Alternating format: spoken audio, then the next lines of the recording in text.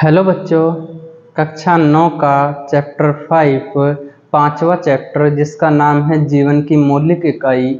इस पाठ को हम आगे बढ़ा रहे हैं। इससे पहले हम 3-4 पार्ट देख चुके हैं जिनमें हमने कोशिका कोशिका सिद्धांत और कोशिका में पाए जाने वाले कोशिकांग जैसे कोशिका झिल्ली, कोशिका भित्ति, राइबोसोम, लाइसोसोम, केंद्रक, इन सब चीज़ों को पढ़ा था। ऐसे ही 2 कोशिकांग और है जिनको आज हम पढ़ने जा रहे हैं।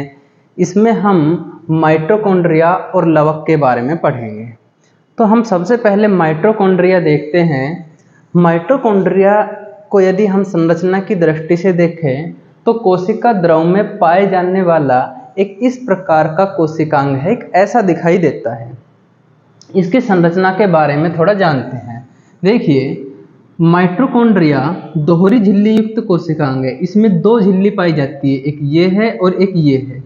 इस बाहर वाली झिल्ली को हम आउटर मेम्ब्रेन यानी दोहरी झिल्ली कहते हैं, और जो अंदर वाली झिल्ली है इस झिल्ली को हम आंतरिक झिल्ली मतलब इनर मेम्ब्रेन कहते हैं। इस आंतरिक झिल्ली में कुछ उंगली जैसे ऐसे उभार दिखाई दे रहे हैं। इन उंगली जैसे उभार को हम क्रिस्टी कहते हैं। इन क्रिस्टी के ऊपर कुछ हमें पार्टिकल्स दिखाई दे रहे हैं, कुछ कण दिखाई दे रहे हैं। इन कणों को हम F1 पार्टिकल या F1 कण या ऑक्सीसोम कहते हैं।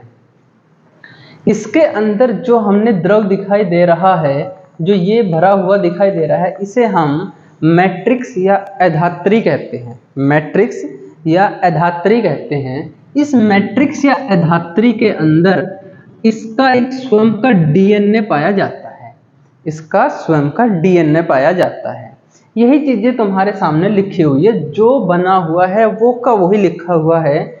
यह एक दोहरी झिल्ली युक्त कोशिकांग है जिसकी आंतरिक झिल्ली में अंगुली नुमा वलन या उभार, ये अंगुली नुमा, ठीक है, ये अंगुली नुमा उभार या वलन पाए जाते हैं जिन्हें क्रिस्टी कहते हैं। क्रिस्टी कहते हैं। इनके अंदर भरे हुए द्रव को हम मैट्रिक्स या अधात्री कहते हैं। यहाँ पर हम लिख देते हैं मैट्रिक्स या अधात्री, जिन्हें हम अधात्री कहते हैं। और इसके अंदर अधात्री के अंदर राइबोसोम और डीएनए पाए जाते हैं। ठीक है, अब ये काम क्या करता है कोशिका के अंदर, इसका काम क्या है? तो कोशिका को ये एनर्जी प्रदान करता है, कोशिका को ऊर्जा प्रदान करता है। इस कारण इसे हम कोशिका का बिजली घर या पावर हाउस कहते हैं।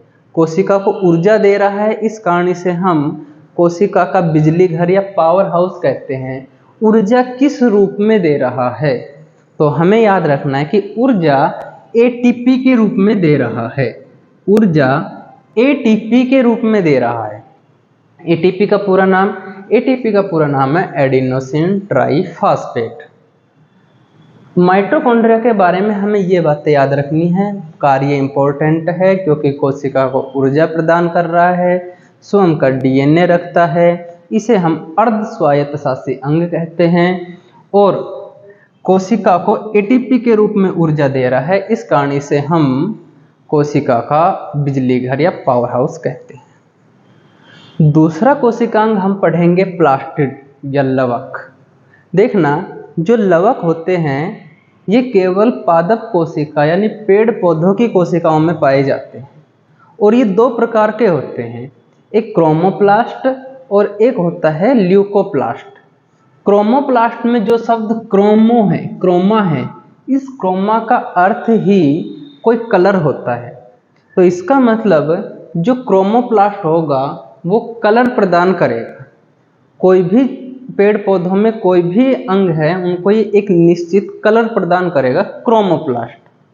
ल्यूकोप्लास्ट जो पेड़ पौधों का भोजन है, जैसे स्टार्च है, ठीक है, और प्रोटीन है, राइबोसोम है, ठीक है, सॉरी राइबोसोम नहीं, स्टार्च, तेल, प्रोटीन, ये जो है ये ल्यूकोप्लास्ट इनको संचित करता है, इनको स्टोर करता है, भंडार करता है इनका।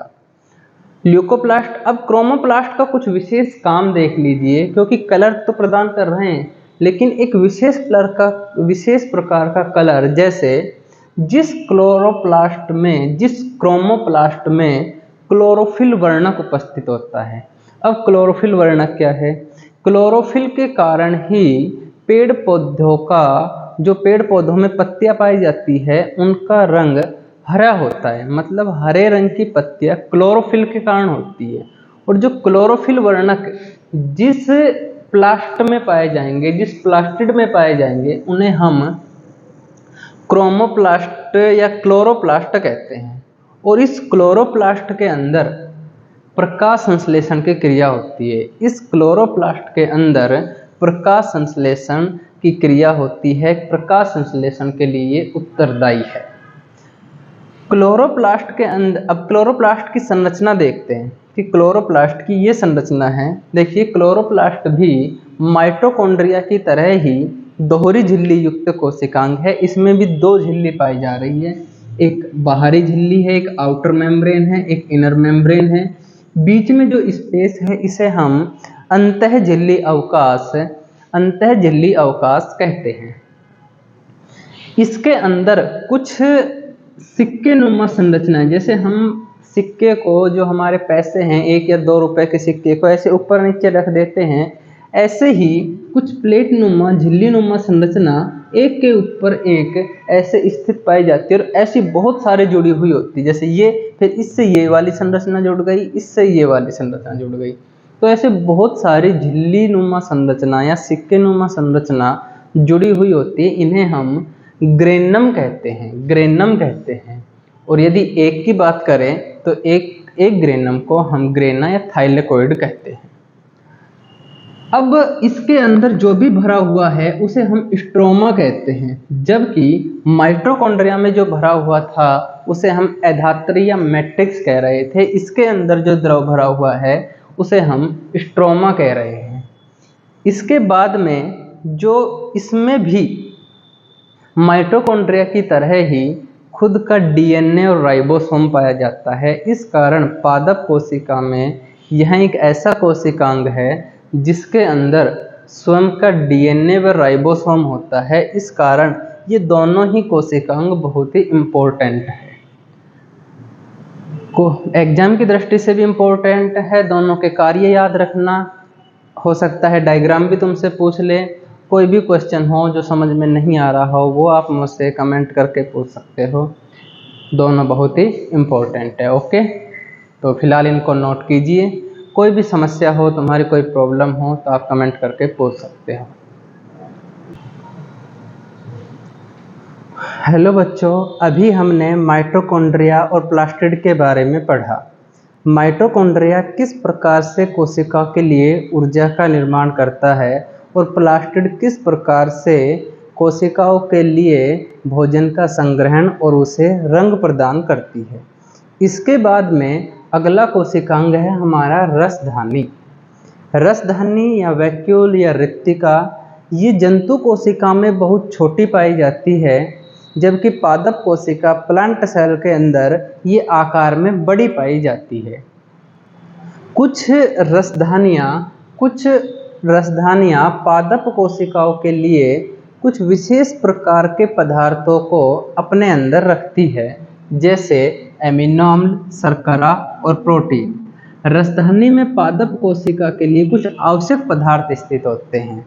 मतलब ये लिखा हुआ है, इसका मतलब ये है कि रसधानी के अंदर जो मटेरियल भरा हुआ है उसके अंदर उस कोशिका के लिए कुछ लाभदायक पदार्थ जैसे एमिनो एसिड्स है, ठीक है, और कार्बोहाइड्रेट, प्रोटीन, शुगर्स, ये उसके अंदर होते हैं। रसधानी के अंदर कुछ एक कोशिकीय जीव जिनमें रसधानियाँ पाई जाती है, उनमें विशिष्ट प्रकार की रसधानियाँ पाई जाती है। और ये विशिष्ट प्रकार की जो रसधानियाँ हैं ये उनकी कोशिकाओं में अतिरिक्त जल तथा कुछ अपशिष्ट पदार्थों को शरीर से बाहर निकालने में मदद करती है।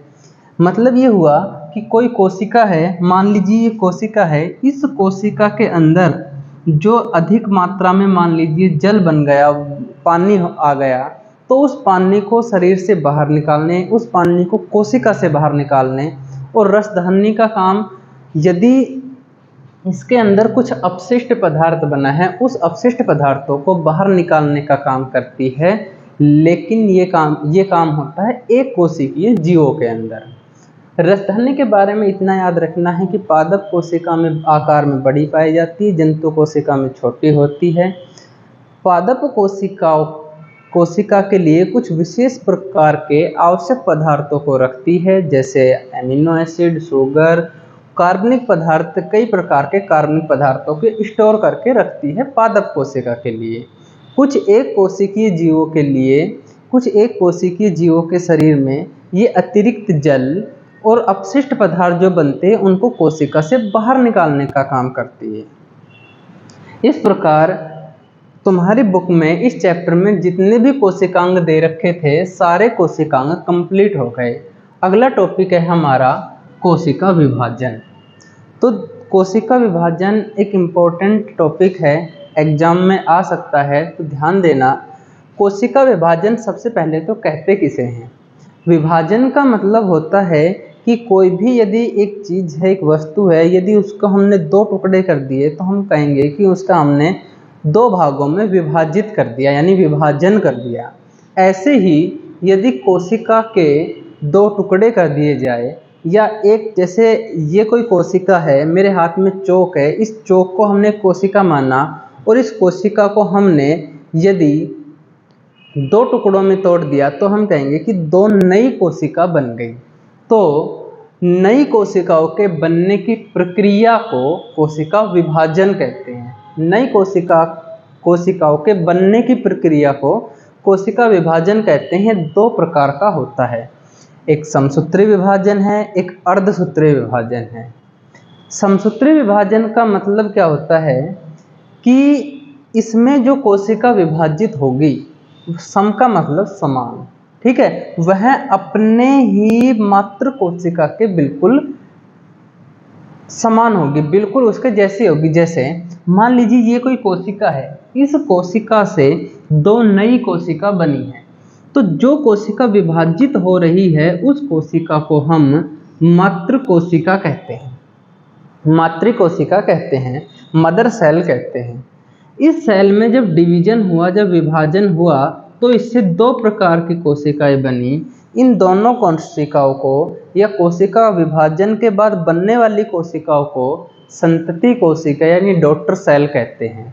ध्यान ये रखना है कि समसूत्री विभाजन के दौरान जो नई कोशिकाएं बनती है, ये नई कोशिकाएं बिल्कुल अपने मातृ कोशिका मदर सेल के जैसी होती है, सेम टू सेम, ठीक है। इसका काम क्या है? यह जीवों के शरीर में वृद्धि, मतलब एक छोटा बच्चा धीरे धीरे बड़ा होता जाता है, उसकी हाइट बढ़ती है, उसका वेट बढ़ता है, उसकी चौड़ाई बढ़ती है, ये सारी चीज़ें इसी विभाजन के कारण हो रही है, ठीक है। यह जीवों में वृद्धि उनकी लंबाई को बढ़ाने, उसकी मोटाई को बढ़ाने के लिए और ऊतकों की मरम्मत के लिए आवश्यक है। ऊतकों की मरम्मत का क्या मतलब है?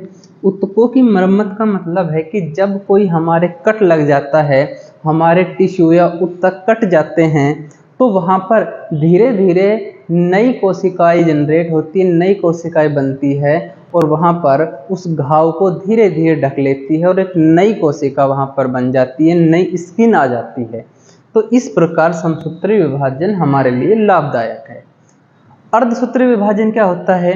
अर्धसूत्री विभाजन का मतलब है कि इसमें जो विभाजन के बाद जो कोशिकाएं बनेगी, उन कोशिकाओं में आनुवांशिक पदार्थ गुणसूत्रों की संख्या आधी हो जाएगी।